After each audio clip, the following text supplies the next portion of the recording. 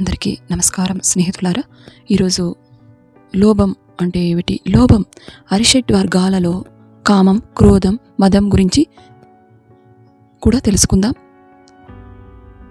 అహంకారం, కోపం గురించి కొన్ని వీడియోస్లో తెలుసుకున్నాం.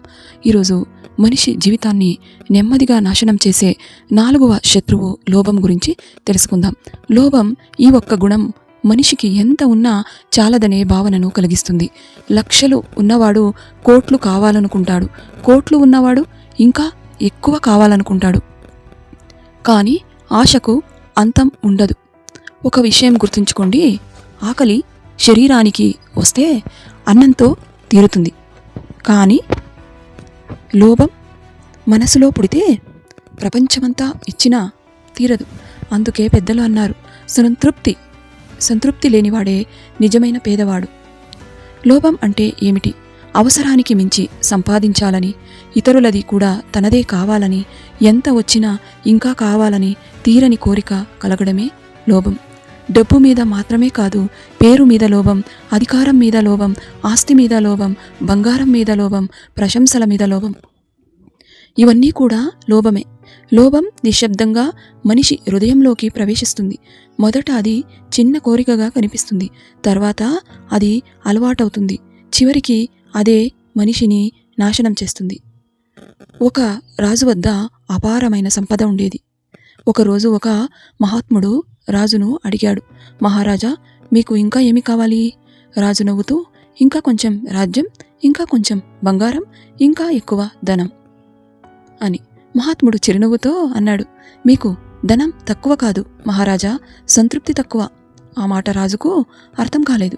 కొన్ని సంవత్సరాల తర్వాత యుద్ధాలు జరిగాయి. ధనాన్ని కాపాడుకోవడానికి కుటుంబాన్ని కూడా దూరం చేసుకున్నాడు. చివరకు రాజ్యం పోయింది.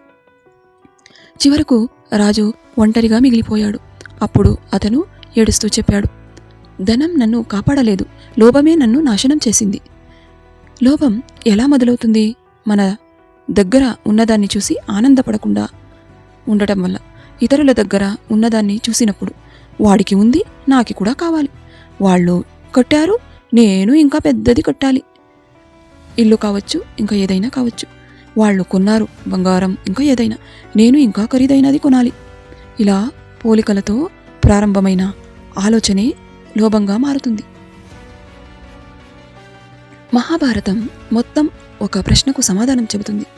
మనిషిని నాశనం చేసేది ఎవరు? దానికి సమాధానం లోభమే. దుర్యోధనుడికి రాజ్యముంది, శక్తి ఉంది, సైన్యం ఉంది, గౌరవం ఉంది, అయినా అతని మనసు ప్రశాంతంగా లేదు. ఎందుకంటే పాండవులకు ఉన్న 5 గ్రామాలు కూడా తనవే కావాలని ఆశపడ్డాడు. ఆ లోభమే కురుక్షేత్ర యుద్ధానికి కారణమైంది. లక్షలాది మంది ప్రాణాలు పోయాయి, కుటుంబాలు విడిపోయాయి, చివరికి రాజ్యం కూడా పోయింది, ప్రాణం కూడా పోయింది. అందుకే లోభం మనిషికి శత్రువు మాత్రమే కాదు, అతని జీవితాన్ని నిశ్శబ్దంగా కాల్చే అగ్ని కూడా. మన జీవితంలో లోభం ఎలా కనిపిస్తుంది? ఈ రోజుల్లో లోభం కేవలం డబ్బు రూపంలో మాత్రమే ఉండదు. ఇంకా ఎక్కువ డబ్బు కావాలి, ఇంకా పెద్ద ఇల్లు కావాలి, ఇంకా ఎక్కువ పేరు కావాలి, ఇంకా అందరికంటే నేనే గొప్ప కావాలి, ఇంకా ఇంకా అనే తీరని కోరికనే లోభం. లోభం మనిషికి కళ్లకు గంతలు కొడుతుంది. ఉన్నదానితో సంతృప్తి చెందకుండా ఇంకా కావాలి, ఇంకా సంపాదించాలి, ఇంకా పొందాలి అనే అంతులేని కోరికనే లోభం అంటారు. అవసరానికి మించి ఆశపడినప్పుడు మనశ్శాంతి పోతుంది, ధర్మం మరచిపోతాం, చివరకు మనిషి తన విలువలను, బంధాలను, గౌరవాన్ని కూడా కోల్పోతాడు. ఒక చిన్న ఉదాహరణ చూద్దాం. ఒక రైతు ప్రతిరోజు బంగారు గుడ్డు పెట్టే కోడిని పెంచుకునేవాడు. రోజుకు ఒక బంగారు గుడ్డు వస్తుండేది, కానీ అతనికి అది సరిపోలేదు. కోడి కడుపులో ఉన్న బంగారం మొత్తం ఒకేసారి తీసుకుంటే నేను వెంటనే ధనవంతుడిని అవుతాను అని లోపపడ్డాడు. కోడిని చంపి కడుపు కోశాడు, కానీ లోపల ఏ బంగారమూ లేదు. చివరికి ప్రతిరోజు వస్తున్న బంగారు గుడ్డును కూడా కోల్పోయాడు. ఈ కథ చెప్పే నీతి ఏమిటి? లోభం ఉన్నదాన్ని కూడా పోగొడుతుంది, సంతోషాన్ని దూరం చేస్తుంది, మనశ్శాంతిని నాశనం చేస్తుంది, మంచి పేరుని చెడగొడుతుంది, చివరికి బాధ మాత్రమే మిగులుస్తుంది. మన భారతీయ శాస్త్రాలు కూడా చెబుతున్నాయి, లోభం అన్ని పాపాలకు మూలం. లోభం పెరిగితే అబద్ధం చెబుతాము, మోసం చేస్తాం, కోపం పెరుగుతుంది, అహంకారం వస్తుంది. ఇలా అరిషడ్ వర్గాలన్నిటికి లోభం బలం ఇస్తుంది. కాబట్టి జీవితంలో ధనం సంపాదించడం తప్పు కాదు, కానీ ధర్మాన్ని వదిలి సంపాదించడం తప్పు. ఆశ ఉండాలి, అతి ఆశ ఉండకూడదు. సంతోషం సంపదలో కాదు, సంతృప్తిలో ఉంది. లోభాన్ని జయించినవాడు నిజమైన ధనవంతుడు. సంతృప్తిని అలవాటు చేసుకున్నవాడే జీవితంలో నిజమైన ఆనందాన్ని పొందగలడు. లోభాన్ని విడిచిపెట్టి ధర్మాన్ని, దయను, సంతృప్తిని ఆలింగనం చేసుకుందాం. ఈ కథ ఈ లోభం గురించి, అతి ఆశ ఎలా ఉంటుంది తెలుసుకున్నాం. లోభం అనేది మనిషిని నాశనం చేసే అంతరంగిక శత్రువు. తృప్తి ఉన్న చోటే నిజమైన ఆనందం ఉంటుంది.